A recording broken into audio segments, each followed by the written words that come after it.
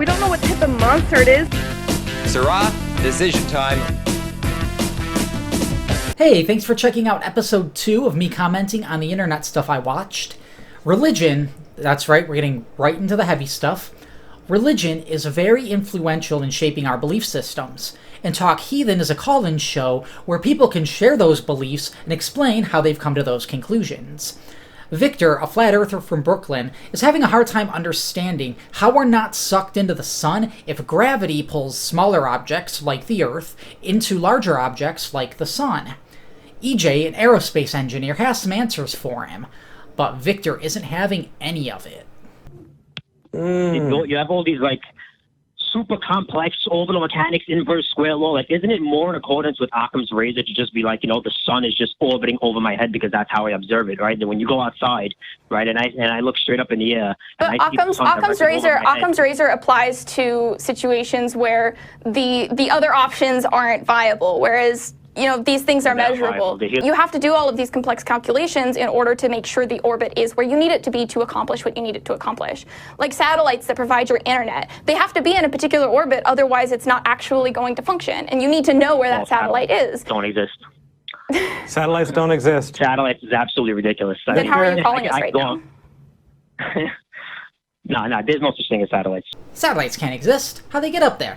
Someone's gotta hang them up there, like Christmas lights. Like a big string of satellites.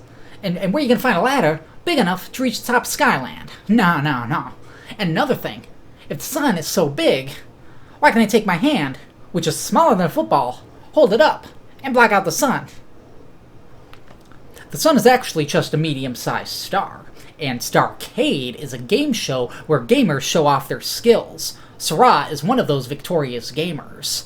But one final challenge awaits. Sarah, there are 2 games remaining on the program. We have pole position and burger time. If you select pole position as your final game, you must score within 30 seconds 5,440 points. If you select burger time, 1,240. Now that's the average score based on 20 people playing those same 2 games for a 30-second time period. Sarah, decision time, which one?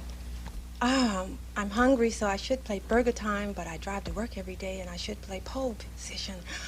I'll take burger time. Burger time, that's the game. Boy, the suspense here. That's pretty cool. Sarah chooses which games to play the same way I do. I should play Mario Party because I really want to go to a party, but I was uninvited.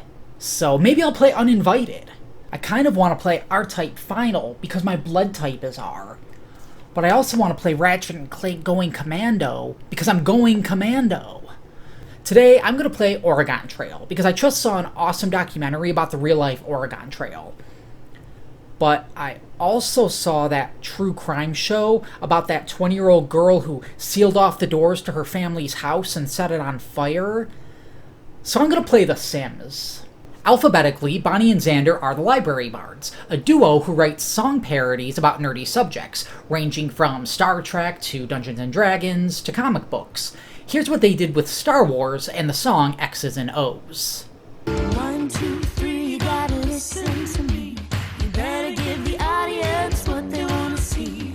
It's not a phase, they can really save the day. They always wanna tease, but you'll never make them gay. It's been we want things with lightsabers and X-wings, a ship for all, can't let it go.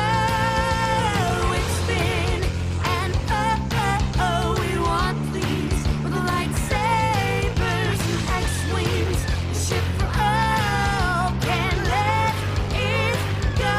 We want Finn and Poe.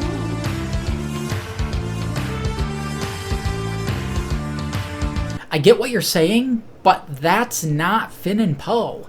That's Troy and Abed from Community. Though, the point still stands. Ha! Gay! Troy and Abed are on Jakku. The Real is a daytime talk show where real women get real with other women about the things that really matter to them. In this clip, Amanda makes sure an underrepresented corner of the Real fandom is recognized. And actually shout out to our viewers in prison, because we actually have quite a few. They show us in prison. I get people who have told me, like, my boy is locked up and said he loves y'all on the real. And I love the letters. What y'all Keep doing. sending the letters, please. I'm getting a lot. Artwork. So, I'm you know, saving every one of them. I'm gonna make wallpaper. and we hope y'all stay safe in there. You might be surprised to hear that I also have a pretty hefty prison fan base. In fact, I was just about to read some prison fan mail. This one is from Big Chuck, who says, Giant Lobster Robot is my favorite YouTube. Some videos is from a camera and sometimes from cartoons. I'm from Detroit and liked it when Detroit went off the map and then went back on the map. You crazy, you really crazy, bro. Yeah, I'm freaking nuts. Okay, next is one from Bear Claw. It says, I saw you like pills. Got you the hookup. My lawyer knows a doctor and we got you, man. That was just a joke. I didn't really down a whole bottle of pills. That was a pill bottle filled with M&Ms. I don't take pills like that. I hardly even take Motrin when I've got a headache. You know, I do really like the liquid version of amoxicillin. So, you know, if that ever ended up my way, I mean that's when I would, you know. We have another letter here. It's from Carl, and he says, "Hey, Mr. Jason, why it be that I can take my hand and hold it up in the sky and block the sun with it, but you say the sun is bigger than the planet? Why it be?" Let's just move on. Why it be? In the You Might Be Autistic If series on Nathan Seelove's channel, viewers contribute ways people might display autism. One week, Nathan had a small rant about how not all the dragons we know and love are actually dragons, which resonated with one viewer who had more to contribute to that discussion. I just have to read it because I love this. Here's somebody who out-autisticed you about your dragon. Autistic me. This is Dusty Zoivian. The dragon thing. I'm that way too, but with their freaking wings. No one draws their wings right. Everyone always makes them too tiny. They give them almost no friggin' webbing. How do they fly, people? They gotta catch the wind. D, F, G, L, D, J, G, H, D, J, G. And they put a finger in the dang elbow. The elbow.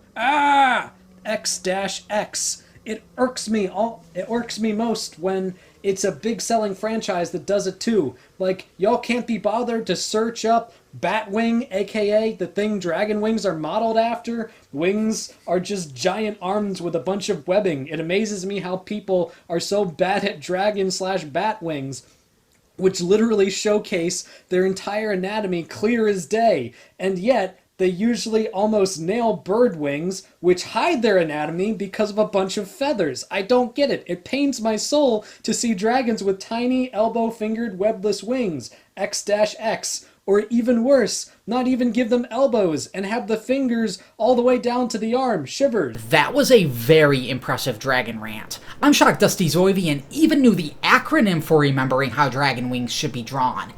DFGLDJGHDJG. Don't forget, good-looking dragon joints get heavy drafts joyously gliding. He nailed it! You are one hardcore dragon stuff knower, Dusty Zoivian. Hardcore enough to know that he isn't going to find any real dragons or mythical creatures. Unlike the Clackamas Sasquatchians who scour the forest of Oregon looking for the elusive Bigfoot. And that's no easy task, despite their very specialized roles, as you'll see in this great big story clip. My specialty is putting out offerings.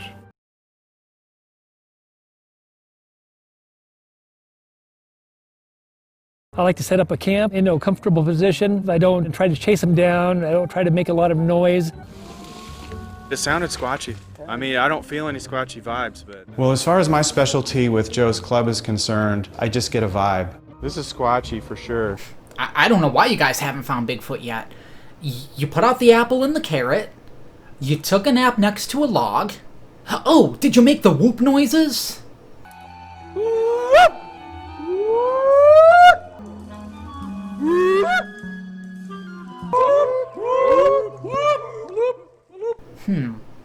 Oh, I've got it. You don't have a guy harvesting deer urine. And according to BigfootFinder.com, a place I ended up at because I put way too much effort into researching jokes for this series, it's one of the Bigfoot Hunter's essentials. Hannah, a mom known for using her kids in fun video experiments for BuzzFeed's Mom in Progress series, decided to let her kids make breakfast for an entire week. And with how they kick off their breakfast duties, I think she hit the jackpot. So day one started off very simple. I think the boys saw a certain item that I had purchased in the pantry, and I kind of knew they'd go for that first. Oh my goodness! Donut towers. Ooh, who cut this banana? Me. Jackson, color me impressed. They made donut towers. Are you proud of yourself? Yeah. Wyatt, are you proud? And I love how you thought of, health with the banana. Yeah. Does it taste good? Mm. Do you feel like you're a police officer? Mm-hmm. Ooh, this really isn't a good time to say you feel like a police officer.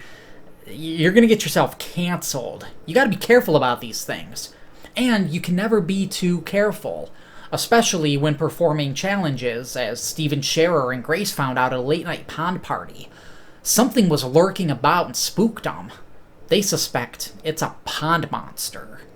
Right now we have the lawn crew here and it's making a ton of noise, so I apologize for that. But we're waiting right by the pond. We're keeping our eye out for the pond monster, and we're waiting for animal control to get here. Right now, all we know is the pond monster was last seen underneath this water trampoline. Yeah, but Steven, we don't know if it's a fish. Like, we don't know what type of monster it is, so we don't know if it's like land, water, like what it kind of does, you know? Now again, remember, we film live, so we don't always see everything when we're filming, but you said there was someone over here, like in this area, that you saw. Hold up. Let's remove the lawn company's noises and take another listen.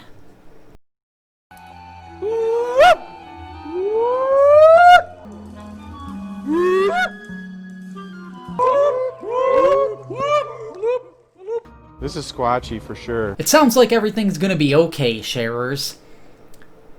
Back before Blink-182 was the hit boy band they are today, they were a punk band. And in true punker fashion, their videos were reflections of the struggles outcasts dealt with in everyday life. As an example, here's Josie.